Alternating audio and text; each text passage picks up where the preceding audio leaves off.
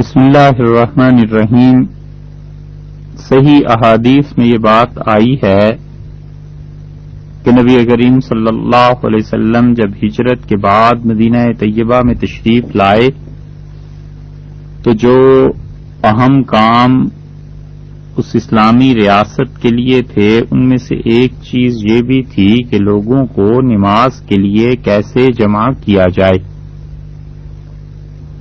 مکہ مکرمہ میں آذان کا وجود نہیں تھا اور نماز فرض ہوئی تھی ہجرت میں، یعنی 5 نمازیں فرض ہوئی تھیں۔ نماز اگرچہ اصل میں تو اس سے پہلے بھی فرض تھی، لیکن 5 نمازیں فرض ہوئی تھیں رسول اللہ صلی اللہ علیہ وسلم پر معراج میں، اور معراج کے بعد ہجرت کا واقعہ پیش آیا ہے، اور ہجرت کے بعد اہم مسائل میں سے ایک مسئلہ یہ تھا کہ لوگوں کو نماز کے لیے کیسے جمع کیا جائے۔ تو نماز کے لیے جمع کرنے کا آغاز اذان سے ہوا، اور ابن اسحاق نے روایت لکھی ہے کہ جبریل امین رسول اللہ صلی اللہ علیہ وسلم کی خدمت میں حاضر ہوئے اور انہوں نے اذان کے کلمات آپ کو تلقین فرمائے، اور رسول اللہ صلی اللہ علیہ وسلم نے جب اذان شروع ہوئی ہے اسلام میں تو اس سے 8 دن پہلے اس وحی کے مطابق آپ کے علم میں تھا کہ اذان کیسے دی جائے گی۔ اس روایت کو حافظ ابن حجر رحمۃ اللہ علیہ نے صحیح بخاری کی شرح فتح الباری میں بھی نقل کیا ہے، اور انہوں نے اسے صحیح ترین روایت قرار دیا ہے۔ جو کچھ کہ داؤدی نے ابن اسحاق سے لکھا ہے اس میں صحیح ترین روایت یہ انہوں نے فرمائی ہے، تو اس سے معلوم ہوتا ہے کہ اذان کی بنیاد اصل میں تو وحی ہے۔ رسول اللہ صلی اللہ علیہ وسلم نے اسی اثناء میں لوگوں کو جمع کیا، اور آپ نے مشورہ کیا اس واقعے سے، اس وحی سے کچھ عرصہ قبل، کہ لوگوں کو کس طرح جمع کیا جائے۔ تو ایک صحابی رضی اللہ عنہ نے یہ رائے دی کہ اللہ کے رسول ہم آگ روشن کریں، اور جب شعلے بلند ہوں گے تو لوگ سب کے سب اسے دیکھیں گے، پھر اس طرح نماز کے لیے جمع ہو جایا کریں گے، یہ علامت مقرر کر دی جائے۔ نبی کریم صلی اللہ علیہ وسلم کفار کے ساتھ تشبہ کو بہت ناپسند فرماتے تھے، اور خاص طور پر عبادات کے سلسلے میں، تو آپ نے یہ بات کہہ کر اس بات کو مسترد فرما دیا کہ اس میں تو مشابہت ہے مجوسیوں سے جو کہ آگ کی پرستش کرتے ہیں۔ پھر ایک اور رائے یہ ہوئی کہ جب نماز کا وقت آیا کرے تو ایک نرسنگا بجایا جائے۔ نرسنگا کا مطلب یہ ہے کہ پرانے زمانے میں کسی بھی جانور کے سینگ کو اندر سے کھوکھلا کر لیتے تھے،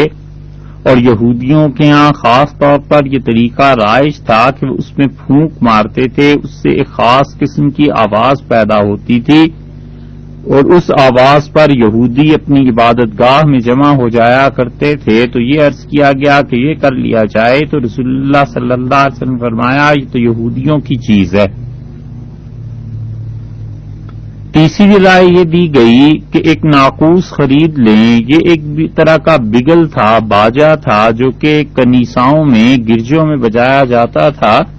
تو رسول اللہ صلی اللہ علیہ وسلم نے فرمایا کہ یہ تو عیسائیوں کی طرح کی چیز ہے، اس کو بھی آپ نے چھوڑ دیا، اور آخر کوئی چیز طے نہیں پائی، یہاں تک کہ سب لوگ اٹھ کے منتشر ہو گئے اور چلے گئے۔ اور ایک دن حضرت عبداللہ ابن زید رضی اللہ عنہ حاضر ہوئے، اور انہوں نے رسول اللہ صلی اللہ علیہ وسلم سے عرض کیا کہ آج رات میں نے ایک خواب دیکھا ہے، اور آپ نے اس کی تفصیل پوچھی تو انہوں نے کہا آج رات میں نے خواب میں دیکھا کہ ایک آدمی ناقوس بیچ رہا تھا، تو میں نے اس شخص کو یہ کہا کہ یہ میرے ہاتھ بیچ دو۔ اور بعض روایات میں یہ بھی آیا ہے کہ رسول اللہ صلی اللہ علیہ وسلم نے ناقوس کے بارے میں یہ حکم دیا کہ وہ بنوایا جائے، اور اس کے ذریعے نماز کا اعلان کیا جائے تو اس کے بعد کہیں یہ خواب انہوں نے دیکھا ہے. بہرحال یہ سارے واقعات آگے پیچھے ہوئے ہیں. تو انہوں نے خواب میں یہ دیکھا، فرماتے تھے عبداللہ ابن زید رضی اللہ عنہ کہ میں نے اس شخص سے کہا جو اپنے ہاتھ میں ناقوس لیے ہوئے تھا، میں نے کہا اللہ کے بندے تم یہ بیچتے ہو؟ اس نے کہا تم اس کا کیا کرو گے؟ تو میں نے اس سے کہا کہ ہم اس کے ذریعے اعلان کر کے لوگوں کو نماز کے لیے اکٹھا کریں گے. تو اس نے کہا کیا میں تم کو ایسی چیز نہ بتاؤں جو اس کام کے لیے اس نقارے سے ناقوس سے بہتر ہے؟ تو میں نے کہا ضرور بتاؤ. تو اس نے کہا دیکھو یوں کہا کرو کہ اللہ اکبر اللہ اکبر، اور پھر اس نے ساری آذان مجھے سنائی، ساری بات مجھے سنائی. اور حضرت عبداللہ نے عرض کیا کہ اللہ کے رسول پوری یہ بات بتلا کے وہ شخص مجھ سے تھوڑی دور چلا گیا. اور پھر تھوڑے وقفے کے بعد اس نے کہا کہ جب تم لوگ اپنی نماز شروع کرو تو اس وقت بھی اقامت ایسے ہی کہہ لیا کرو. حضرت عبداللہ کہتے ہیں کہ رسول اللہ صلی اللہ علیہ وسلم نے جب میرا یہ خواب سنا تو آپ نے فرمایا کہ انشاءاللہ یہ تمہارا خواب بالکل سچا ہے، اور تم بلال کے پاس چلے جاؤ اور ان کو یہ کلمات سکھاؤ جو تم نے ابھی مجھے بتائے، اور ان سے کہو کہ وہ اونچی آواز سے ان کلمات کے ذریعے آذان دیں، بلائیں لوگوں کو، کیونکہ ان کی آواز تم سے زیادہ بلند ہے. خواب دیکھا حضرت عبداللہ ابن زید رضی اللہ عنہ نے، اور ہونا تو یہ چاہیے تھا کہ رسول اللہ صلی اللہ علیہ وسلم انہیں ہی فرما دیتے کہ آپ جا کر اذان دے دیں، لیکن رسول اللہ صلی اللہ علیہ وسلم نے یہ جو کہا کہ عبداللہ سے کہو کہ وہ عبداللہ جا کر بلال سے کہو وہ ایسے کہیں، تو یہ دلیل ہے اس بات کی کہ حضرت صلی اللہ علیہ وسلم نے دین کے کام بڑی حکمت کے ساتھ کیے ہیں، اور جو آدمی جس چیز کا اہل تھا اس کے ذمے وہ چیز لگائی ہے. حضرت عبداللہ نے خواب دیکھا، اللہ تعالی نے اس مبارک کام کے لیے ان کو یہ خواب دکھایا، اور چونکہ آواز کے اعتبار سے حضرت بلال رضی اللہ عنہ کی آواز زیادہ بلند تھی تو رسول اللہ صلی اللہ علیہ وسلم نے ان کا انتخاب فرمایا. تو اس سے اسلام کا، شریعت کا مزاج پتہ چلتا ہے کہ انسان کو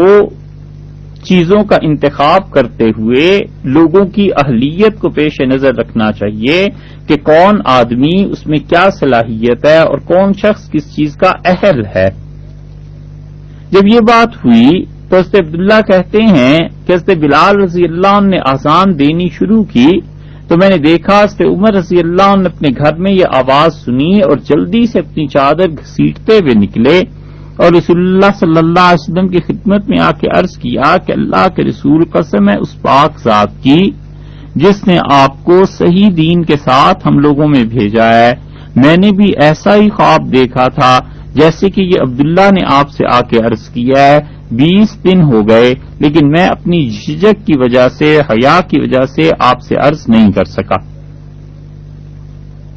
اور عبید ابن عمیر رحمۃ اللہ علیہ جو لیثی ہیں اور بڑے کبار تابعین میں سے ہیں، وہ یہ کہتے تھے کہ حضرت عمر رضی اللہ عنہ نے آذان کو خواب میں دیکھا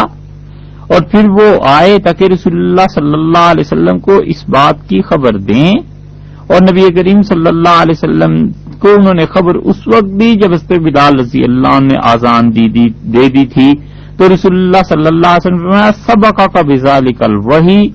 عمر تم نے جو خواب اب مجھ سے بیان کیا ہے اس سے پہلے وہی مجھ پہ آ گئی تھی، وہی تم سے سبقت لے گئی. تو یہ دلیل ہے اس بات کی کہ آذان کی بنیاد اصل میں تو وہی بنی، لیکن رسول اللہ صلی اللہ علیہ وسلم نے کچھ دن تک اس پہ عمل نہیں فرمایا. اس کی حکمت سہیلی رحمۃ اللہ علیہ نے لکھی ہے اور وہ کہتے ہیں کہ اس کی حکمت یہ تھی کہ رسول اللہ صلی اللہ علیہ وسلم بلاتے کسی کو، حضرت بلال رضی اللہ عنہ کو مثلا، اور اپنی جو ان کی شان اقدس تھی اور اپنی رفعت، اپنی عظمت کا اظہار اور اس طرح کی بات یہ کیسے ارشاد فرماتے کہ تم میرے لیے یہ کہو، تو اللہ کی طرف سے یہ بندوبست کر دیا گیا کہ رسول اللہ صلی اللہ علیہ وسلم کے علو شان اور ان کی رسالت کا اتنا برملا اظہار کسی اور امتی کی زبان سے ہو اور اس کے لیے سب سے پہلے حضرت بلال رضی اللہ عنہ کا انتخاب ہو گیا تو رسول اللہ صلی اللہ علیہ وسلم نے یہ ساری چیزیں آگے پیچھے ہوئی ہیں، اس طرح آذان کا آغاز فرمایا۔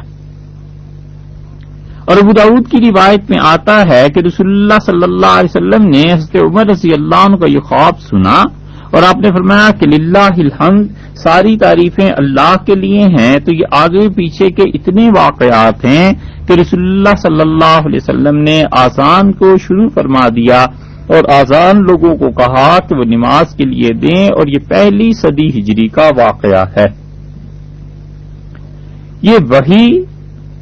اور حضرت عبداللہ ابن زید اور حضرت عمر رضی اللہ عنہما، یہ تو تین چیزیں ایسی ہیں جس کے متعدد افراد ہیں، متعدد روات ہیں، راوی ہیں، جنہوں نے یہ ساری باتیں حدیث کی بڑی کتابوں میں نقل کی ہیں۔ وسیط ایک کتاب امام غزالی رحمۃ اللہ علیہ کی ہے اور انہوں نے یہ ذکر کیا ہے کہ آذان کا جو آغاز ہوا تھا 10 سے زیادہ صحابہ کرام رضی اللہ عنہم نے ایسے خواب دیکھے تھے۔ پھر ایک جگہ یہ بھی ذکر کیا ہے کہ یہ 14 آدمی تھے۔ ابن صلاح جو بہت بڑے محدث تھے اور امام نووی رحمۃ اللہ علیہ، انہوں نے ان باتوں کا انکار کیا ہے، اور اسی طرح مغلطائی جو حنفی فقہا میں سے ہیں انہوں نے بھی نقل کر دیا ہے کہ 7 آدمیوں نے یہ خواب دیکھا تھا، لیکن حقیقی بات یہ ہے کہ حضرت عبداللہ ابن زید اور حضرت عمر رضی اللہ عنہ کے علاوہ کسی سے صحیح طریقے سے یہ بات ثابت نہیں ہے۔ اور حافظ ابن حجر رحمۃ اللہ علیہ نے صحیح بخاری کی شرح فتح الباری میں صاف صاف لفظوں میں لکھا ہے کہ حضرت عمر اور حضرت عبداللہ ابن زید رضی اللہ عنہما کو چھوڑ کر باقی کوئی کسی اور صحابی رضی اللہ عنہ کا ثبوت نہیں ملتا۔ اور مسند حارث ابن ابی اسامہ میں یہ جو روایت آئی ہے کہ سب سے پہلے آذان جو تھی جبریل امین نے دی، اور انہوں نے اس آسمان پر دی جو ہم لوگوں کو اپنی آنکھوں سے نظر آتا ہے، آسمان دنیا جسے کہتے ہیں، اور اسے حضرت عمر اور حضرت بلال رضی اللہ عنہ نے سنا، اور پھر حضرت عمر رضی اللہ عنہ نے آگے بڑھ کے رسول اللہ صلی اللہ علیہ وسلم سے عرض کیا اور اطلاع دی، اور پھر حضرت بلال رضی اللہ عنہ نے آ کے بتلایا، اور رسول اللہ صلی اللہ علیہ وسلم نے فرمایا کہ بلال، عمر تم سے سبقت لے گئے۔ حافظ ابن حجر رحمۃ اللہ علیہ فرماتے ہیں بسند واہن، واہی تباہی باتیں ہیں، یہ سند اس کی کوئی اصل نہیں ہے۔ اور اس سے بھی گئی گزری بات وہ ہے جو ابو شیخ نے اپنی سند سے نقل کی ہے،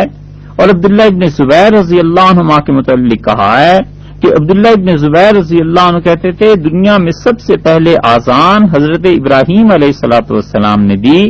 اور وہ اس آیت سے استدلال کرتے تھے کہ قرآن پاک میں آیا ہے کہ وَأَذِّن فِي النَّاسِ بِالْحَجِّ، اور لوگوں میں حج کے لیے پکار کیجئے، لوگوں کو بلائیے۔ اور پھر اسی طرح اس کا بھی انکار حافظ ابن حجر رحمۃ اللہ علیہ نے کیا ہے، اور وہ کہتے ہیں بالکل اس کی کوئی اصل نہیں ہے، اور اس روایت کی سند میں مجہول لوگ ہیں۔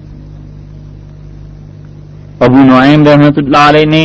حلیۃ الاولیاء میں ایک بالکل ہی بیکار بات نقل کی ہے، اور وہ بھی کہتے ہیں کہ سب سے پہلی مرتبہ آذان دنیا میں جو دی وہ جبریل امین نے دی تھی، جب حضرت آدم علیہ الصلوۃ والسلام کو جنت سے اتار کر زمین پر چھوڑنے آئے تھے۔ سب جھوٹ کا پلندہ ہے۔ آذان سب سے پہلے رسول اللہ صلی اللہ علیہ وسلم کو وحی کے ذریعے بتلائی گئی، اور اس کے آگے پیچھے ہی یہ خواب کہیں دیکھے ہیں حضرت عمر رضی اللہ عنہ نے اور عبداللہ ابن زید رضی اللہ عنہ نے، اور یہ نہیں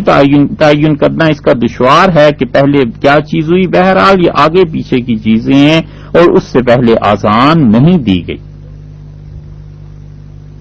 اس بات کو بیان کرنے کا ایک مقصد یہ بھی ہے کہ آپ دیکھیے وہ باتیں جو کتاب و سنت کے نام سے مختلف کتابوں میں لکھی جاتی ہیں، ان میں ساری باتیں سچ نہیں ہوا کرتی۔ لوگ حدیث کے معاملے میں اور رسول اللہ صلی اللہ علیہ وسلم کے معاملے میں اتنا جھوٹ بولتے ہیں کہ اس جھوٹ کا اندازہ لگانا دشوار ہے۔ حافظ ابن حجر رحمۃ اللہ علیہ نے بہت سی چیزیں اس میں نقل کی ہیں، اور پھر اس کے بعد انہوں نے صاف تصریح کی ہے کہ وہ کہتے ہیں والحق اور سچی بات یہ ہے کہ لا یصح شیء من هذه الاحادیث، ان میں جتنی روایات احادیث کی یہ جو لوگ مختلف کہتے ہیں، کوئی ایک بھی صحیح نہیں ہے سوائے اس روایت کے جو حضرت عبداللہ ابن زید رضی اللہ عنہ کی ہے یا حضرت عمر رضی اللہ عنہ کا خواب ہے۔ ان دونوں کو چھوڑ کے آگے چل کے وہ کہتے ہیں کہ کوئی چیز باقی روایات میں درست نہیں۔ کوئی آدمی اس امت کی تباہی کے اسباب لکھے گا اور کوئی آدمی لکھے گا کہ اس امت پہ کیا عذاب آ گیا تھا، تو وہ جن چند ایک جرائم کا ذکر کرے گا ان میں بہت بڑا جرم یہ کہ اس امت نے اللہ کے گھر کی بیت اللہ کی تعظیم چھوڑ دی تھی۔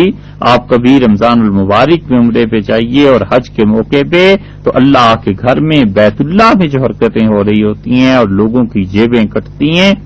اور کیا کیا حرکتیں ہوتی ہیں اور کس طرح آوازیں بلند ہوتی ہیں خدا کے گھر میں، اور کس طرح لوگ دھڑلے سے باتیں کر رہے ہوتے ہیں، اپنے دنیاوی معاملات، اور طواف بھی ہو رہا ہے اور موبائل فون کی گھنٹیاں بھی بج رہی ہیں اور بزنس کی باتیں بھی ہو رہی ہیں۔ علیاذ باللہ خدا کے گھر کی تعظیم کا کم ہو جانا، اور اسی طرح رسول اللہ صلی اللہ علیہ وسلم پر جھوٹ بولنا، اور بڑے بڑے لوگوں کا اب تو زندگی کا ایک طرح کا ان کا نمونہ بن گیا ہے کہ جو سچ جھوٹ منہ میں آتا ہے نبی کریم صلی اللہ علیہ وسلم کی طرف منسوب کر دیتے ہیں۔ یہ اس امت کی تباہی کے اسباب میں سے ایک سبب ہے۔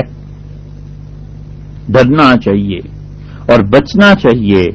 کسی بات کو رسول اللہ صلی اللہ علیہ وسلم کی طرف منسوب کرتے ہوئے جب تک کہ یقینی طور پر بات نہ ہو کہ انہوں نے یہ بات ارشاد فرمائی تھی، کبھی بھی نسبت ان کی طرف نہ کی جائے۔ یہ ایسے گناہوں میں سے ہے جسے بعض فقہاء اور محدثین نے کفر کے برابر قرار دیا ہے، کیونکہ رسول اللہ صلی اللہ علیہ وسلم پر کوئی آدمی اگر جھوٹ بولتا ہے تو وہ دین میں بہت بڑے فساد کی بنیاد رکھتا ہے۔ تو یہ جو باتیں ہیں کہ اذان حضرت ابراہیم علیہ الصلوۃ والسلام سے شروع ہوئی اور اس سے بھی پہلے جبریل امین نے جب آدم علیہ السلام کو جنت سے لائے تھے اس وقت کہی، سب ایک سے ایک بڑا جھوٹ ہے۔ رسول اللہ صلی اللہ علیہ وسلم نے اذان کا حکم دیا اور حضرت بلال رضی اللہ عنہ نے اذان کہی اور رسول اللہ صلی اللہ علیہ وسلم نے انہیں اذان سکھائی۔ اختلاف اس بات پر بھی ہوا ہے کہ نبی کریم صلی اللہ علیہ وسلم نے خود کبھی اذان دی ہے یا نہیں دی ہے، اور صحیح ترین بات یہ ہے کہ رسول اللہ صلی اللہ علیہ وسلم نے خود کبھی اذان نہیں دی۔ یہ جو روایت ایک آئی ہے ترمذی میں، اس سے پتا چلتا ہے کہ رسول اللہ صلی اللہ علیہ وسلم ایک مرتبہ سفر میں تھے اور آپ نے اذان دی تھی۔ اسی لیے امام نووی رحمۃ اللہ علیہ بہت بڑے محدث ہیں اور بہت بڑی ہستی ہے، شافعی فقہا میں کم لوگ ہیں جو امام نووی رحمۃ اللہ علیہ کے مقام تک پہنچے ہوں گے۔ انہوں نے لکھا ہے کہ رسول اللہ صلی اللہ علیہ وسلم نے سفر میں اذان دی ہے، لیکن جس روایت ترمذی کی روایت کے مطابق وہ کہتے ہیں یہی روایت مسند احمد میں بھی آئی، اور مسند احمد میں بھی ایسے ہی الفاظ آئے ہیں جیسے اس روایت میں ہیں، لیکن دیکھیے وہاں ایک بات اور آ گئی ہے کہ فَأَمَرَ بِلَالًا، رسول اللہ صلی اللہ علیہ وسلم نے حضرت بلال رضی اللہ عنہ کو حکم دیا سفر میں کہ وہ اذان دیں۔ ترمذی کی روایت میں آیا ہے کہ حضرت صلی اللہ علیہ وسلم نے اذان دی، ایک ہی سفر کا واقعہ آئی۔ دونوں روایات سے پتہ چلتا ہے کہ روایت بالکل ایک ہی ہے۔ ایک جگہ یہ الفاظ آ گئے کہ رسول اللہ صلی اللہ علیہ وسلم نے اذان دی ترمذی میں، اور مسند احمد میں یہ الفاظ آ گئے کہ رسول اللہ صلی اللہ علیہ وسلم نے حکم دیا حضرت بلال رضی اللہ عنہ کو کہ وہ اذان دیں۔ اس سے معلوم ہوتا ہے کہ جو ترمذی کی روایت ہے نا، یہ مختصر کی ہے راویوں نے اور انہوں نے ایک واقعہ بیان کر دیا ہے، اور مسند احمد کی روایت اصل ہے کہ اس میں پوری تفصیل آ گئی ہے، اور یہ اسی طرح ہے۔ حافظ ابن حجر رحمۃ اللہ علیہ کہتے ہیں جیسے حکمران وقت کسی کو کہتا ہے اپنے خادم کو، نائب کو کہ فلاں آدمی کو 1000 روپیہ دے دیا جائے، تو لوگ یہ کہیں گے کہ خلیفہ نے 1000 روپے دیے، اور کوئی دوسرا آدمی یہ کہتا ہے کہ خلیفہ نے اپنے نائب کو حکم دیا کہ آپ 1000 روپے فلاں آدمی کو دے دیں، تو باتیں تو دونوں سچی ہیں۔ تو ایک جگہ تفصیل آ گئی، ایک جگہ اجمال آ گیا۔ بس اسی طرح امام ترمذی رحمۃ اللہ علیہ کی روایت میں اجمال آ گیا، اور امام احمد ابن حنبل رحمۃ اللہ علیہ کی روایت میں مسند میں وہ تفصیل آ گئی۔ تو یہ بات کرنے کا مقصد کیا ہے؟ آپ حضرات سے یہ بات عرض کرنی ہے کہ اس سے معلوم ہوتا ہے کہ کوئی آدمی صرف ایک ہی حدیث کو کسی معاملے میں دیکھ کر اس پہ حکم نہ لگا دے جب تک کہ اس حدیث کے سارے طرق اور سارے الفاظ معلوم نہ ہوں، جب تک کہ اسے یہ نہ پتا ہو کہ یہی روایت دوسری کتاب میں کیا آئی ہے، تیسری جگہ کیا آیا ہے، پانچویں جگہ کیا آیا ہے، 10ویں جگہ کیا آیا ہے. تو اس آدمی کی نظر میں جب ایک روایت ہر ساری کتابوں کی اس کے سامنے ہوگی تو اب وہ فیصلہ کر سکتا ہے، وہ حکم لگا سکتا ہے، فتویٰ دے سکتا ہے کہ حدیث میں اصل میں یہ بات آئی. اس سے آپ کو اندازہ ہوگا ان کوتاہ نظر لوگوں کا اور ان کوتاہ بین لوگوں کا جو اتنے چھوٹے ظرف کے ہوتے ہیں کہ صرف ایک حدیث دیکھ لی اپنے حق میں کسی جگہ، شور مچا دیا کہ حدیث میں تو یہ آیا ہے، حدیث میں تو یہ آیا ہے. ارے بھائی، وہی روایت، وہی الفاظ، وہی راوی اگر دوسری کسی جگہ آئے ہوئے دوسری کسی کتاب میں تو وہاں دیکھ لیجئے، ممکن ہے اسی روایت کا اختصار یا تفصیل مل جائے. تو فرض کیجئے وہ حدیث 20 جگہ پر آئی ہے تو یہ ضروری ہے کہ وہ ساری روایتیں انسان کی نظر میں ہوں اور پھر اس کے بعد اس پہ حکم لگائے کہ یہ چیز ایسے. تو اس لیے محققین نے تصریح کی ہے کہ رسول اللہ صلی اللہ علیہ وسلم نے خود آذان نہیں دی. اور ایک آذان کی روایت اور بھی سن لیجئے، اس سے آپ کو ساری باتیں سامنے آ جائیں گی. اور وہ ہوا یوں کہ رسول اللہ صلی اللہ علیہ وسلم کے صحابہ کرام رضی اللہ عنہ میں سے حضرت ابو محذورہ رضی اللہ عنہ بھی ایک صحابی تھے رضی اللہ عنہ. اور رسول اللہ صلی اللہ علیہ وسلم فتح مکہ کے بعد جب حنین کی طرف بڑھے ہیں تو حنین کے غزوے سے واپسی پر حضرت صلی اللہ علیہ وسلم ایک جگہ رکے اور صحابہ کرام رضی اللہ عنہ بھی ساتھ تھے اور انہوں نے آذان کہی اور نماز پڑھنے کی تیاری شروع کی. 8 ہجری کا یہ واقعہ ہے. تو حضرت ابو محذورہ رضی اللہ عنہ اس وقت بالکل نوجوان تھے، تھوڑی عمر تھی ان کی، اور انہیں اور ان کے دوستوں کو سخت نفرت تھی اس دین سے جس دین کا پھیلاؤ اور شروع اب یہ اپنی آنکھوں سے دیکھ رہے تھے. تو پہاڑی کے ایک طرف صحابہ کرام رضی اللہ عنہ نیاز کی تیاری کر رہے تھے. آذان جب شروع ہوئی تو ابو محذورہ رضی اللہ عنہ اپنے 9 دوستوں کے ساتھ اسی پہاڑی کے دوسری طرف سے یہ لڑکے بڑے ہنسے اور انہوں نے مذاق اڑایا کہ یہ بھی کوئی طریقہ ہے، یہ کیا نئی بات ہے. اور انہوں نے نقلیں اتارنی شروع کی. تو باقی دوستوں نے ابو محذورہ رضی اللہ عنہ کی آواز چونکہ بہت بلند تھی اس لیے انہیں آگے کر دیا، اور جب انہوں نے ادھر سے اللہ اکبر کہا تو انہوں نے بھی نقل اتارنے میں اسی طرح اللہ اکبر کہنا شروع کیا، یہاں تک کہ ہنستے تھے، مذاق اڑاتے تھے اور نقل کرتے کرتے یہاں تک ہوا کہ پوری آذان ہو گئی اور رسول اللہ صلی اللہ علیہ وسلم خود سن رہے تھے اس ساری نقل کو. تو آپ نے فوج کے ایک دستے کو حکم دیا کہ اس پہاڑی کا گھیراؤ کر لو اور یہ جو بھی ہیں ایسی شرارت کر رہے ہیں انہیں پکڑ کے لے آؤ. حضرت ابو محذورہ رضی اللہ عنہ کہتے تھے کہ فوج آ گئی اور ہمیں پکڑ کے انہوں نے رسول اللہ صلی اللہ علیہ وسلم کے سامنے پیش کر دیا اور آپ نے پوچھا کہ یہ کس نے کیا ہے.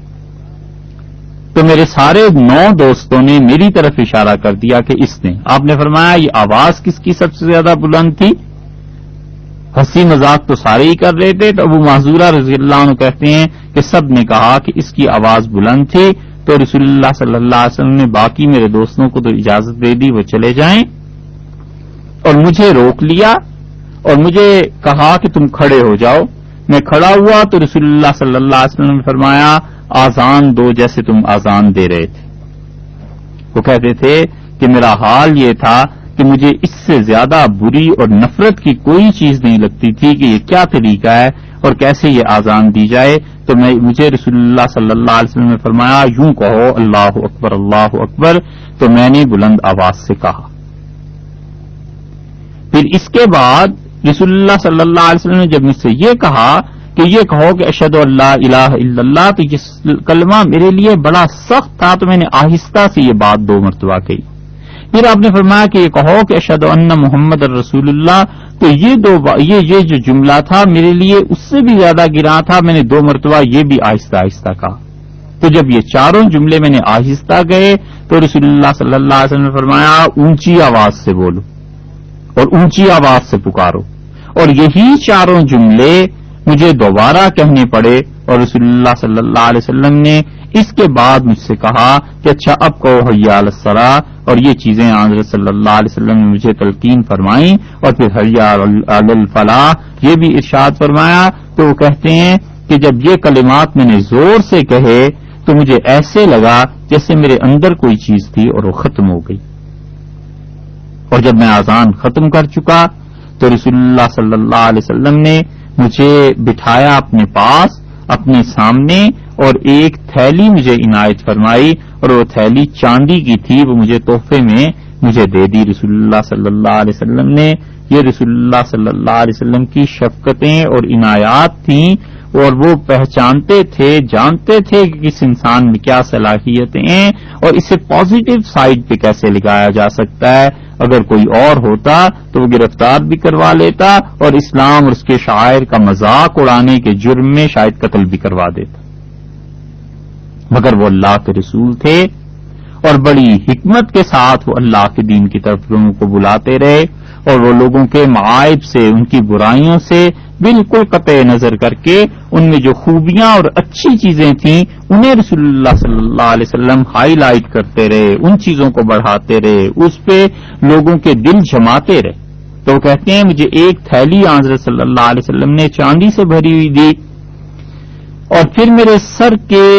جو سامنے کے بال تھے پیشانی پہ اپنا دست مبارک رکھا اور میرے بالوں کو ذرا سا کھینچا،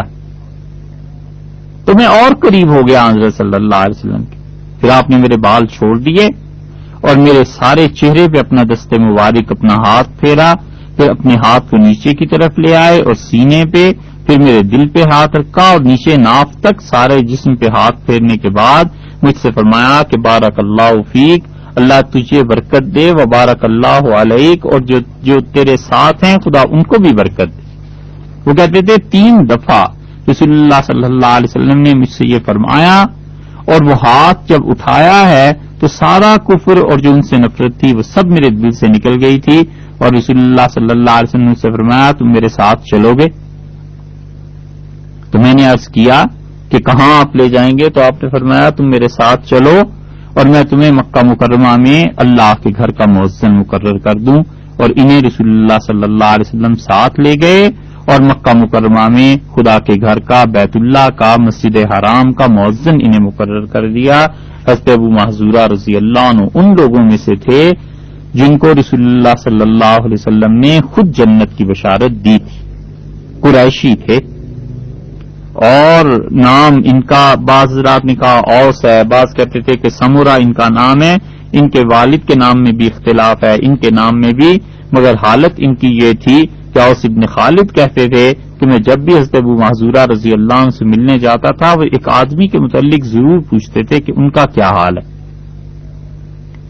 اور جب میں اس آدمی کے پاس جاتا تھا تو وہ حضرت ابو محذورہ رضی اللہ عنہ کا ضرور پوچھتے تھے۔ تو میں نے ایک دن حضرت ابو محذورہ رضی اللہ عنہ سے کہا کہ یہ کیا بات ہے، جب ان کے پاس جاتا ہوں وہ آپ کا ضرور پوچھتے ہیں، آپ کے پاس آتا ہوں ان کا ضرور پوچھتے ہیں۔ تو انہوں نے کہا کہ بات یہ ہے کہ اوس، میں، ابو ہریرہ رضی اللہ عنہ اور یہ آدمی ہم تینوں ایک گھر میں بیٹھے ہوئے تھے، ایک جگہ جمع تھے، تو رسول اللہ صلی اللہ علیہ وسلم نے ہم سے فرمایا تھا کہ تم میں ایک آدمی جہنمی ہے جو سب سے آخر پر مرے گا، بس اس لیے میں پوچھتا ہوں اور وہ میرا پوچھتا ہے، کیونکہ حضرت ابو ہریرہ رضی اللہ عنہ کا پھر کیونکہ انہوں نے کہا ہم میں سے ایک آدمی ایسا تھا، اب دیکھو آخر پہ کون مرتا ہے۔ پھر حضرت ابو ہریرہ رضی اللہ عنہ کا انتقال ہو گیا، اس کے بعد حضرت ابو محذورہ رضی اللہ عنہ کا انتقال ہوا ہے، اور پھر وہ تیسرا تھا جس کا انتقال۔ اور حضرت ابو محذورہ رضی اللہ عنہ یہ واقعہ لوگوں کو سناتے تھے، اور آذان وہ کیسے دیتے تھے وہ بھی حدیث میں آیا ہے، حتیٰ کہ انہیں اتنا تعلق تھا اس آذان سے اور رسول اللہ صلی اللہ علیہ وسلم کی یہ محبت اتنی یاد تھی کہ جو بال پکڑ کے ان کی پیشانی کے رسول اللہ صلی اللہ علیہ وسلم نے ذرا سا اپنے قریب فرما لیا تھا، وہ بال حضرت ابو محذورہ رضی اللہ عنہ نے ساری زندگی نہیں کٹوائے، حج میں سارے وہ سر کی حجامت کرا دیتے تھے اور وہ بال نہیں کٹواتے تھے، ان کے واقعات میں لکھا ہے، ان کے حالات میں، تہذیب الکمال وغیرہ میں حافظ ابن حجر رحمۃ اللہ علیہ نے بھی اپنی کتابوں میں لکھا ہے کہ وہ بال ان کے اتنے بڑھ گئے تھے کہ وہ جب بیٹھتے تھے تو وہ سامنے کی ان کی پیشانی کے بال زمین پر لگتے تھے، تو انہوں نے کہا اب یہ تو میرے ساتھ قبر میں ہی جائیں گے۔ وہ کہتے تھے رسول اللہ صلی اللہ علیہ وسلم نے جن بالوں کو چھوا ہے میں ان بالوں کو کبھی بھی نہیں کٹواؤں گا۔ 59 ہجری میں انتقال ہوا ہے اور 8 ہجری کا واقعہ ہے یہ۔ اس کا مطلب یہ ہے کہ اس واقعے کے بعد بھی کم سے کم 51 سال زندہ رہے ہیں اور 51 برس وہ مسجد حرام میں بیت اللہ میں خدا کے گھر میں اذان دیتے رہے ہیں۔ بڑا شرف تھا ان کا، بڑی عزت تھی ان کی، رسول اللہ صلی اللہ علیہ وسلم نے خود انہیں مؤذن مقرر فرمایا تھا۔ اور ان کی اذان وہ کیا تھی؟ وہ یہی تھی کہ وہ پہلے 2 مرتبہ پڑھتے تھے ان کلمات کو، شہادتین کو، پھر 2 مرتبہ پڑھتے تھے، پہلے آہستہ آواز سے پھر اونچی آواز سے۔ تو اس پہ عمر رضی اللہ عنہ نے اپنے دور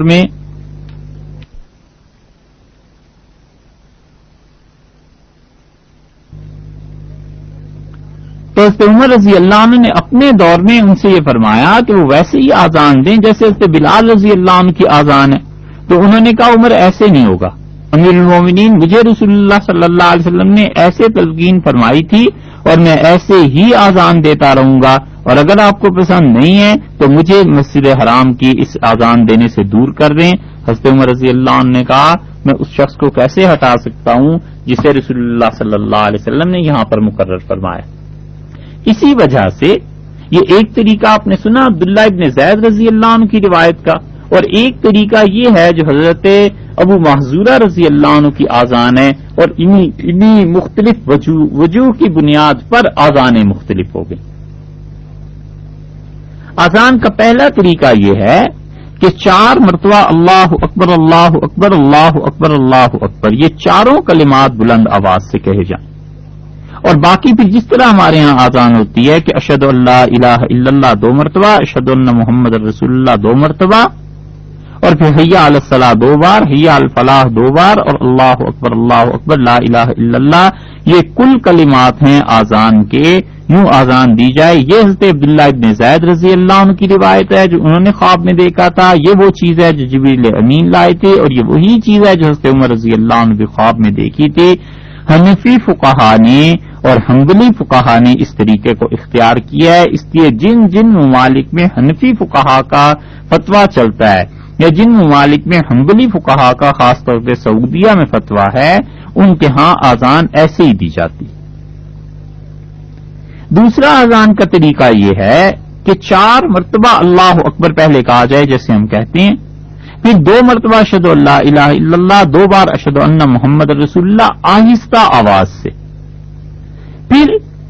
اس کے بعد اشہد ان لا الہ الا اللہ اشہد ان محمد رسول اللہ، یہ دونوں جملے یعنی یہ 4 مرتبہ یہ جملہ پڑھتے ہیں، یہ چاروں پہلے آہستہ آواز سے پھر اونچی آواز سے کہے جائیں، اور باقی اذان ویسے ہی مکمل کر لی جائے۔ یہ ہے وہ طریقہ جس کو کہتے ہیں کہ ترجیع، رجوع کرنا، دوبارہ کہنا، اور یہ حضرت ابو محذورہ رضی اللہ عنہ نے کہا تھا، انہوں نے بھی پہلی مرتبہ آہستہ بولے، پھر دوسری مرتبہ شہادت آہستہ دی، پھر تیسری مرتبہ کی شہادت رسول اللہ صلی اللہ علیہ وسلم کی رسالت کی آہستہ، پھر چوتھی مرتبہ آہستہ، اور رسول اللہ صلی اللہ علیہ وسلم نے پھر سمجھ گئے حضرت صلی اللہ علیہ وسلم بھی حکم دیا نا کہ اونچی آواز سے کہو،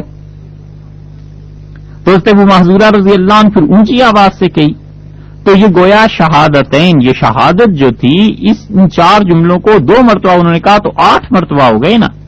یہ وہ اذان تھی جو مکہ میں دی جاتی تھی، امام شافعی رحمۃ اللہ علیہ مکہ مکرمہ میں ہی پیدا ہوئے تھے، یہی اذان انہوں نے سنی تھی، اسی اذان کو اہل مکہ کہا کرتے تھے اذان ہے، اور یہی اب تک شوافع میں اذان ہوتی ہے۔ جن جن ممالک میں امام شافعی رحمۃ اللہ علیہ کے قول پر فتویٰ ہے اور ان کے مقلد ہیں، ان کے ہاں یہی اذان دی جاتی ہے۔ حضرت ابو محذورہ رضی اللہ عنہ کی اذان اب تک عالم اسلام میں ان ممالک میں رائج۔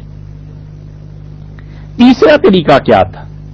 تیسرا طریقہ وہ ہے کہ شروع میں 2 مرتبہ اللہ اکبر یہ کہا جائے، پھر 2 مرتبہ یہی شہادتیں آہستہ، پھر 2 مرتبہ وہی شہادتیں بلند آواز سے، اور پھر باقی کلمات اور لا الہ الا اللہ آخر پہ۔ تو شروع کی تکبیر کے 2 ہی کلمے، اللہ اکبر یہ شروع میں. ہمارے ہاں تو 4 مرتبہ کہتے ہیں نا اللہ اکبر، لیکن 2 مرتبہ کہے جاتے ہیں. اور حضرت بلال رضی اللہ عنہ کو رسول اللہ صلی اللہ علیہ وسلم نے ایک بات ارشاد فرمائی تھی، اس کی بنیاد پر یہ تیسرا طریقہ بنا ہے. اور یہ وہ تیسرا طریقہ ہے جو امام مالک رحمت اللہ علیہ نے پسند فرمایا. اور امام مالک رحمت اللہ علیہ کا فتویٰ جہاں جہاں چلتا ہے، تونس وغیرہ میں، الجزائر میں، ان علاقوں میں، وہاں پر یہ اسی طرح کہی جاتی ہے. تو یہ تیسرا طریقہ بھی حدیث کی کتابوں میں آیا. ان روایات کی بنیاد پہ آذانیں اب پورے عالم اسلام میں ان 3 مختلف طریقوں پر دی جاتی ہیں. اور یہی پھر اختلاف کا اثر اقامت میں بھی پہنچا کہ اقامت میں حدیث کے مختلف کتابوں میں طریقے آئے ہیں. ایک تو اقامت کا وہی طریقہ ہے کہ شروع میں 4 مرتبہ اللہ اکبر کہیں، پھر شہادتین 2 مرتبہ دونوں شہادتیں، اور پھر حی علی الفلاح، حی علی الصلاح، حی علی الصلاح اور حی علی الفلاح، اور پھر اس کے بعد قد قامت الصلاح، یہ بات کہی جائے 2 مرتبہ. تو یہ کل کلمات جو ہوئے یہ وہ چیز ہے جو حضرت عبداللہ ابن زید رضی اللہ عنہ کی روایت میں بھی آتی ہے، حضرت بلال رضی اللہ عنہ کی روایت میں بھی آتی ہے، اور یہی وہ چیز ہے جو حنفی فقہا نے اختیار کی ہے. اور دوسرا طریقہ وہ کہتے ہیں کہ شروع اور آخر میں 2 مرتبہ اللہ اکبر کہا جائے. یعنی شروع میں ہم 4 مرتبہ کہتے ہیں نا اللہ اکبر اللہ اکبر اللہ اکبر اللہ اکبر، وہ کہتے ہیں شروع میں یہ کہا جائے کہ اللہ اکبر اشہد ان لا الہ الا اللہ، اور پھر اس کے بعد اشہد ان محمد رسول اللہ، اور پھر حی علی الصلاح، حی علی الفلاح، اور پھر قد قامت الصلاح، قد قامت الصلاح، اللہ اکبر، یوں یہ پورا کر لیا جائے. اور یہ وہ چیز ہے جو امام شافعی رحمت اللہ علیہ کے ہاں بھی رائج ہے، اور امام احمد ابن حنبل رحمت اللہ علیہ کے ہاں بھی رائج ہے. امام احمد رحمت اللہ علیہ آذان میں تو حنفی فقہا کے ساتھ ہیں، اور اقامت میں انہوں نے ترجیح دی ہے شافعی فقہا کے ساتھ کو، اور ان احادیث کو جن میں یہ طریقہ آیا ہے. اسی لیے حرمین شریفین میں اگر آپ اقامت سنیں گے تو آپ وہ اکہری اقامت سنیں گے، دوہری نہیں ہوتی، اس لیے کہ وہ سب امام احمد ابن حنبل رحمت اللہ علیہ کی تقلید کرتے ہیں. اور تیسرا طریقہ کہ شروع اور آخر میں اللہ اکبر 2 مرتبہ، اور بقیہ تمام کلمات 1 مرتبہ، حتیٰ کہ قد قامت الصلاح یہ بھی 1 مرتبہ کہنا چاہیے. یہ طریقہ وہ ہے جو حضرت امام مالک رحمت اللہ علیہ نے اپنایا ہے. اور امام مالک رحمت اللہ علیہ کہتے ہیں کہ رسول اللہ صلی اللہ علیہ وسلم سے یہ بات ثابت ہے کہ امر بلال، کہ انہوں نے حکم دیا، حضرت بلال رضی اللہ عنہ کو حکم دیا گیا کہ آذان دوہری ہوگی اور اقامت اکہری ہوگی. آذان دوہری اور اقامت اکہری ہوگی. یہ حدیث ہے صحیح بھائی، کوئی شبہ نہیں اس حدیث میں، مسلم میں آئی ہے اور بڑی بڑی کتابوں میں آئی ہے. اس حدیث کو حنفی فقہا یہ کہتے ہیں کہ رسول اللہ صلی اللہ علیہ وسلم کے کہنے کا ارشاد مبارک کا مطلب یہ ہے کہ آذان دوہری یعنی اللہ اکبر یہ کہہ کے رک جائے، پھر کہے اللہ اکبر، تو یہ 2 جملے ہو گئے. 4 مرتبہ اللہ اکبر کا، لیکن پہلی بار کا اللہ اکبر 2 مرتبہ، یہ 1 جملہ مل کے بنا. پھر اللہ اکبر یہ دوسرا جملہ بنا 2 مرتبہ مل کے. پھر اشہد ان لا الہ الا اللہ یہ تیسرا جملہ بنا. اور اقامت قد قامت الصلاح یہ اکہری ہو گئی. امام مالک رحمۃ اللہ علیہ فرماتے تھے کہ رسول اللہ صلی اللہ علیہ وسلم کا یہ کہنا کہ آذان دوہری کریں اور اقامت اکہری کریں، تو آذان دوہری کرنے کا مطلب تو یہ ہے کہ اللہ اکبر یوں کہیں، یہ 2 جملے ہو گئے. اور اقامت اکہری کرنے کا مطلب یہ ہے کہ اقامت میں 1 مرتبہ کہا جائے قد قامت الصلاح. یہ امام مالک رحمۃ اللہ علیہ کا استدلال ہے، اور اہل مدینہ یہی کرتے تھے. امام مالک رحمۃ اللہ علیہ نے انہیں دیکھا تھا، اس لیے انہوں نے اپنے شہر کے مطابق فتویٰ ارشاد فرمایا. لیکن ابن قیم رحمۃ اللہ علیہ نے بڑی شد و مت سے اس کا انکار کیا ہے، اور وہ کہتے ہیں کہ قد قامت الصلاح رسول اللہ صلی اللہ علیہ وسلم سے یہ ثابت نہیں ہے کہ ایک ہی بار کہی گئی. اور خود مالکی فقہا میں ابن عبد البر رحمۃ اللہ علیہ جو ہیں بہت بڑے آدمی ہیں. مالکیوں میں ان کی ٹکر کے آدمی کم گزرے ہوں گے. انہوں نے موطا کی شروح لکھی ہیں، اور ایک شرح بھی ان کی ایسی ہے کہ کوئی اور لکھے تو عمر بیت جائے، ایک شرح انہوں نے 20 جلدوں سے زیادہ لکھی ہے، اور امام مالک رحمۃ اللہ علیہ سے اور حدیث کی محبت میں اتنے فنا تھے کہ دوسری شرح الاستذکار کے نام سے لکھی ہے، وہ اب چھپی ہے کوئی 40-45 جلدوں میں، بہت بڑی شروع ہے۔ لیکن ابن عبد البر رحمۃ اللہ علیہ نے بھی اس کا انکار کیا ہے، اور وہ کہتے ہیں کہ قد قامت الصلاۃ 2 مرتبہ ہی ثبوت ملتا ہے، اس کا رسول اللہ صلی اللہ علیہ وسلم سے کہرا نہیں۔ لیکن تبع تابعین کے زمانے میں اتنی بات تھی کہ اقامت جو تھی وہ اس حدیث کی بنیاد پہ کہ رسول اللہ صلی اللہ علیہ وسلم نے فرمایا تھا کہ اذان دوہری کہیں اور اقامت جو ہے وہ اکہری کہیں، وہاں یہ بات تھی کہ اقامت اکہری کہی جاتی تھی۔ تو یہ چیز ہوئی کہ 3 طرح کے طریقے عالم اسلام میں رائج ہوئے، اور سب کی اساس اور سب کی اصل رسول اللہ صلی اللہ علیہ وسلم کے فرمودات ہیں۔ اور چونکہ عبداللہ ابن مسعود رضی اللہ عنہ اور حضرت عمر رضی اللہ عنہ اور حضرت علی رضی اللہ عنہ کے زمانہ جو تھا خلافت کا، یا ان کے علاوہ بھی کوفہ میں اس طرف کو سارے لوگ وہی اذان دیتے تھے، تو جو حضرت عمر رضی اللہ عنہ کی تلقین تھی اور وہی حنفی فقہا نے اختیار کی ہے، تو اس لیے اذان اور اقامت کے کہنے کی اصل تو یہ ہے۔ اور شاہ ولی اللہ صاحب رحمۃ اللہ علیہ نے حجت اللہ البالغہ میں شاہ صاحب نے بڑی اچھی بات لکھی ہے، بہت عمدہ بات تحریر فرمائی ہے۔ شاہ صاحب دہلوی رحمۃ اللہ علیہ فرماتے ہیں کہ میرے نزدیک اذان کے یہ جتنے مختلف طریقے امت میں رائج ہیں سب صحیح ہیں، اور ان کی مثال ایسے ہی سمجھ لیجئے جیسے قرآن پاک کی قراءت میں اختلافات ہیں امت میں، کہ قرآن پاک کے ایک ہی حرف کو کیسے پڑھنا چاہیے، اور جس طرح بھی پڑھا جائے گا جو چیزیں رسول اللہ صلی اللہ علیہ وسلم سے صحیح طور پہ ثابت ہیں وہ صحیح ہیں، بالکل ٹھیک ہے۔ اسی طرح اذان بھی قراءت کی طرح ہے کہ اس کے اختلافات بھی بالکل ٹھیک۔ اذان میں در حقیقت ترسل مطلوب ہے۔ ترسل کا مطلب ٹھہرنا، آہستہ آہستہ آرام سے اذان دینا، تاکہ جہاں جہاں تک آواز پہنچے لوگوں کو پتہ چلے کہ اذان دی جا رہی ہے، اور لوگ اذان کی وجہ سے کل نماز کے لیے آئیں۔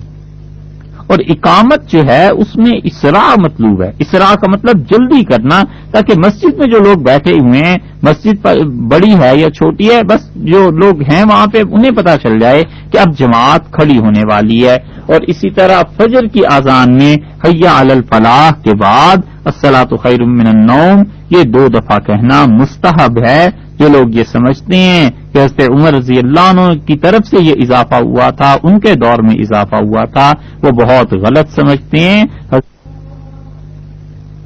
اور اگر بالفرض حضرت عمر رضی اللہ عنہ اگر اضافہ فرماتے بھی تو یہ برحق تھا۔ رسول اللہ صلی اللہ علیہ وسلم نے فرمایا علیکم بسنتی، تم پہ لازم ہے کہ میری سنتوں پہ عمل کرو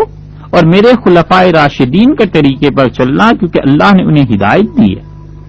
حضرت عثمان رضی اللہ عنہ کے زمانے میں جمعے میں پہلی اذان کا اضافہ ہوا ہے۔ رسول اللہ صلی اللہ علیہ وسلم کے دور میں 1 اذان ہوتی تھی، حضرت عثمان رضی اللہ عنہ کے زمانے میں 2 اذانیں ہو گئیں۔ تو علیہ باللہ کوئی اگر یہ کہتا ہے کہ یہ عثمانی بدعت ہے، علیہ باللہ حضرت عثمان رضی اللہ عنہ نے نیا طریقہ ایجاد کیا تھا، تو اسے سوچنا چاہیے کہ اکابر صحابہ کرام رضی اللہ عنہ کے سامنے یہ سب کچھ ہوا ہے، اور کسی نے حضرت عثمان رضی اللہ عنہ کی بات کو بدعت نہیں کہا۔ یہ اس قسم کی بےہودہ بات جو کرتے ہیں یہ وہ لوگ ہیں جو صحابہ کرام رضی اللہ عنہ کو امت کو ان سے کاٹنا چاہتے ہیں، اور وہ کہتے ہیں کہ صرف قرآن اور حدیث میں جو بات آ گئی جی ہم تو قرآن حدیث پہ چلتے ہیں۔ جمعے کی جو پہلی اذان ہے حضرت عثمان رضی اللہ عنہ کے زمانے میں شروع ہوئی، تو سارے صحابہ کرام رضی اللہ عنہ زندہ تھے، کسی نے اعتراض نہیں کیا، تو اب یہ کیسے کہا جا سکتا ہے کہ وہ علیہ باللہ بدعت ہو گئی؟ اگر صحابہ کرام رضی اللہ عنہ کے ہاں بدعت تھی، ایسی چیزیں تھیں، تو پھر دین کا اللہ ہی حافظ۔ اس لیے مشکات کی جو روایت ہے خوب یاد رکھنا چاہیے۔ رسول اللہ صلی اللہ علیہ وسلم نے یہ نہیں فرمایا کہ میری حدیث پہ عمل کرنا، آپ نے فرمایا علیکم بسنتی، میری سنت پر عمل کرو، وسنت الخلفاء الراشدین، اور لازمی طور پر پکڑ لو میرے ان خلفاء راشدین کے طریقے کو، المہدیین، جو ہدایت یاب ہیں، جو ہدایت کی راہ پر چلنے والے۔ تو جمعے کی پہلی اذان حضرت عثمان رضی اللہ عنہ نے شروع کرائی، اور صحابہ کرام رضی اللہ عنہ کا مشورہ تھا، اسی لیے ہم کہتے ہیں وہ سنت موقدہ ہے۔ تو حضرت عمر رضی اللہ عنہ اگر بالفرض یہ الصلاۃ خیر من النوم کا اضافہ بھی فرما دیتے تو یہ حضرت عمر رضی اللہ عنہ کی طرف سے اضافہ صحابہ کرام رضی اللہ عنہ کی موجودگی میں ہوتا اور یہ بالکل درست ہوتا. لیکن اس کے باوجود اصل حقیقت ایسی نہیں ہے. مشروعیت اس کی آذان میں اس کا ہونا اس طرح ہوا ہے کہ کنز العمال کی کئی کتابوں میں یہ روایت آئی ہے کہ حضرت بلال رضی اللہ عنہ حاضر ہوئے رسول اللہ صلی اللہ علیہ وسلم کو صبح کی نماز کی اطلاع دینے کے لیے. حضرت بلال رضی اللہ عنہ آتے تھے اور رسول اللہ صلی اللہ علیہ وسلم کے در دولت پہ حاضر ہوتے تھے نماز کی اطلاع کے لیے. آذان کے بعد جب لوگ جمع ہو جایا کرتے تھے تو وہ صبح کی نماز کے لیے حاضر ہوئے اور حضرت صلی اللہ علیہ وسلم تہجد پڑھ کے آرام فرما رہے تھے. تو انہوں نے آپ کو سوتا ہوا جب پایا تو 2 دفعہ عرض کیا کہ الصلاۃ خیر من النوم یا رسول اللہ، اللہ کے رسول نماز نیند سے بہتر ہے. تو رسول اللہ صلی اللہ علیہ وسلم کی آنکھ کھل گئی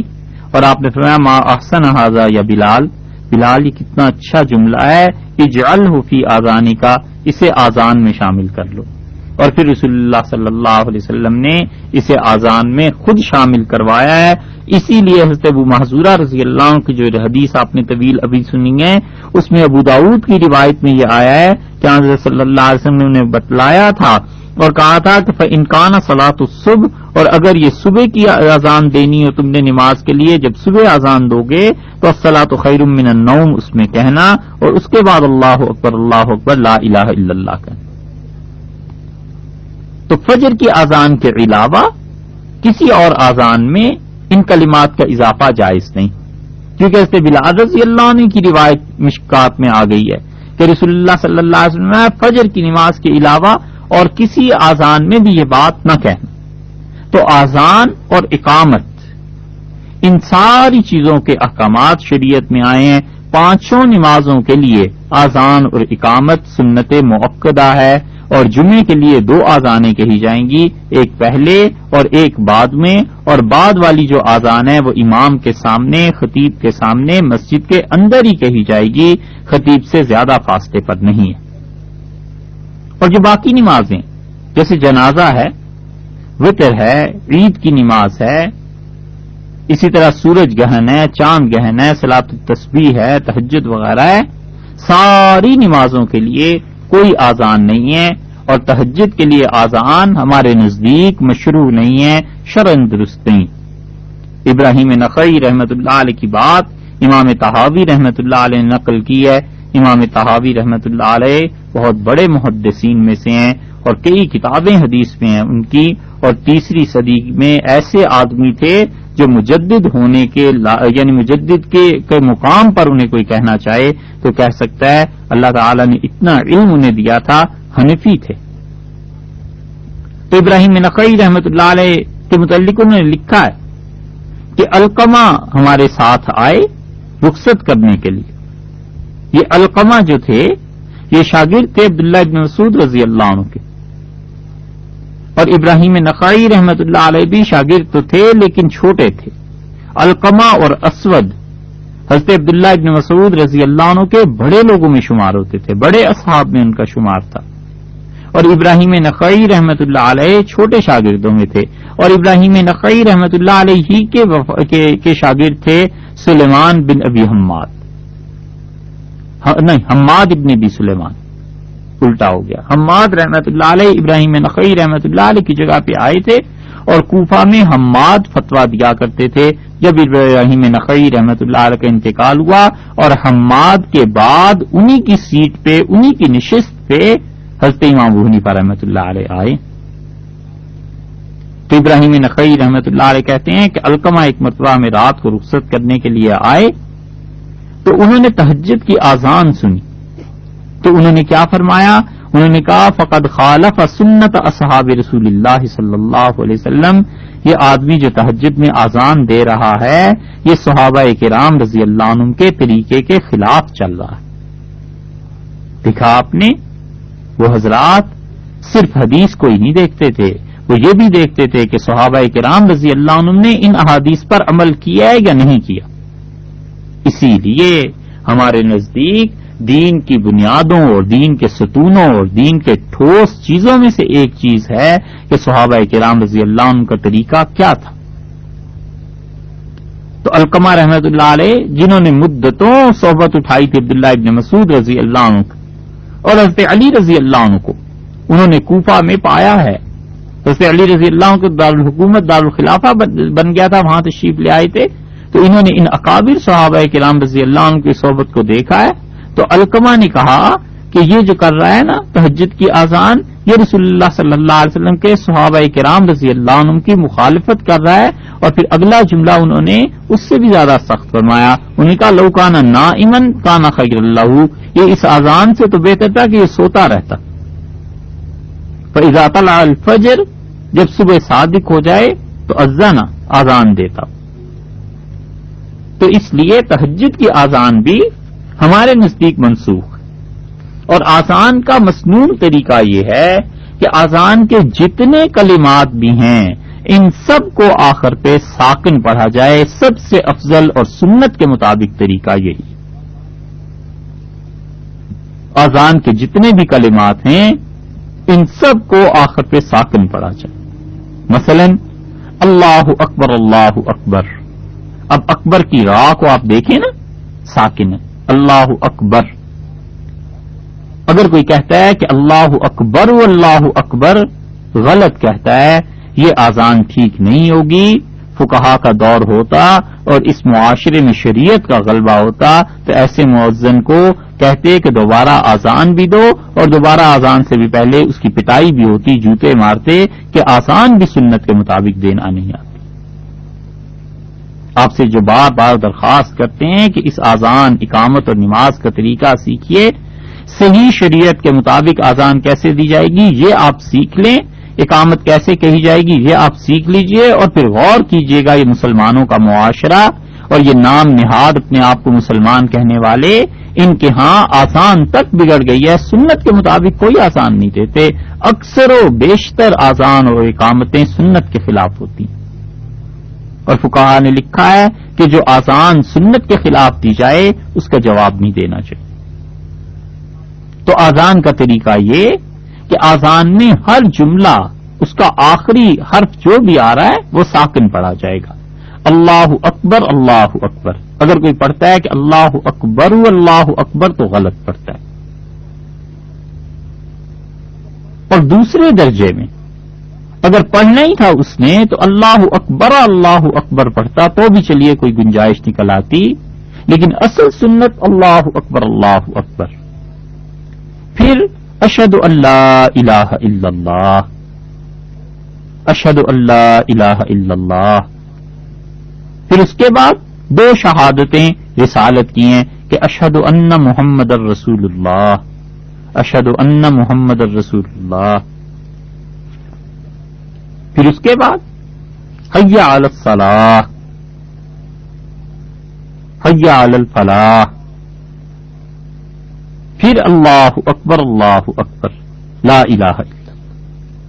اور آذان میں شریعت نے ترسل بتایا ہے کہ آہستہ دے،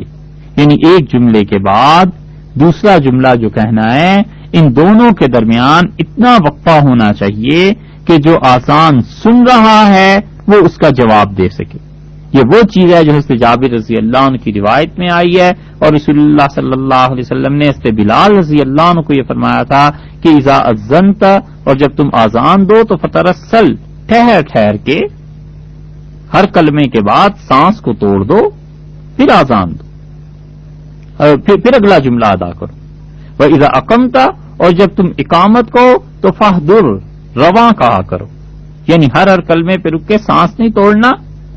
اور کلمات کی ادائیگی کو لمبا بھی نہیں کرنا. تو مسنون طریقہ کیا ہوا آذان کا کہ اللہ اکبر یہ کہہ کے اتنی دیر رک جائے کہ جس سے سنا ہے وہ بھی کہہ سکے کہ اللہ اکبر.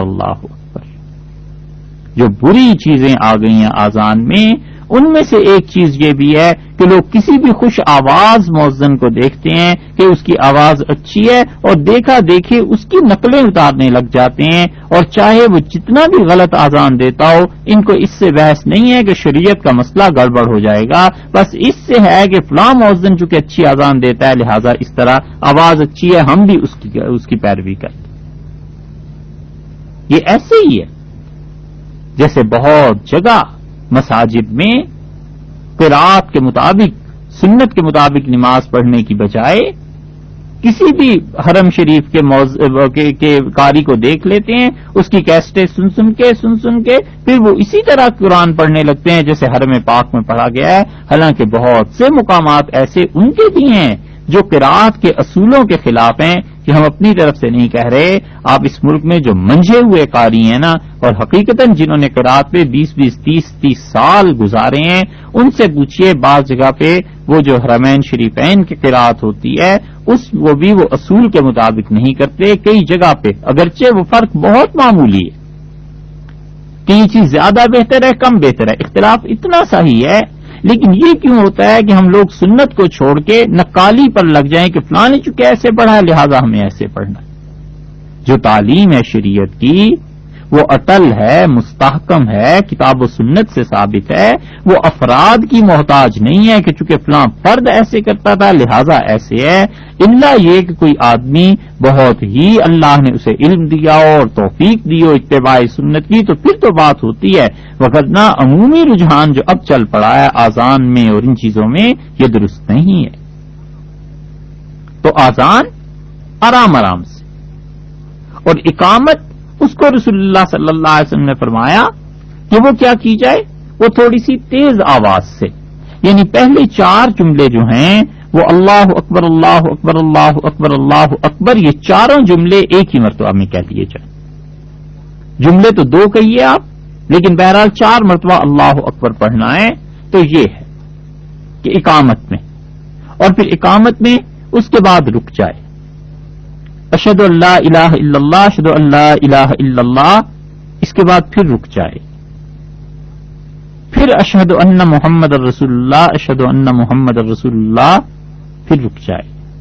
پھر حی علی الصلاۃ حی علی الصلاۃ،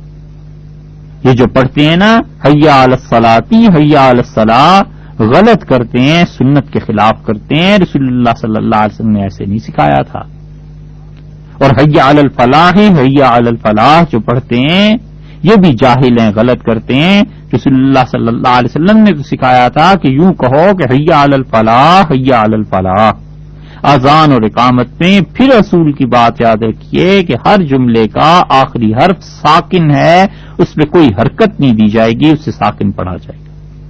اور پھر اس کے بعد قد قامت الصلاۃ، بس یہاں رک جائے، پھر کہے قد قامت الصلاۃ، یہاں رک جائے، اور پھر اس کے بعد اللہ اکبر، پھر رک جائے اور پھر کہے لا الہ الا اللہ۔ یہ قد قامت الصلاۃ قد قامت الصلاۃ جو کہتے ہیں نا، یہ بھی جاہل لوگ کرتے ہیں، رسول اللہ صلی اللہ علیہ وسلم نے یہ طریقہ نہیں سکھایا تھا۔ تو یہ تو اذان اور اقامت کی کچھ باتیں تھیں، انشاءاللہ باقی باتیں آئندہ نشست میں اسی موضوع پہ عرض کریں گے۔ السلام علیکم ورحمۃ اللہ وبرکاتہ۔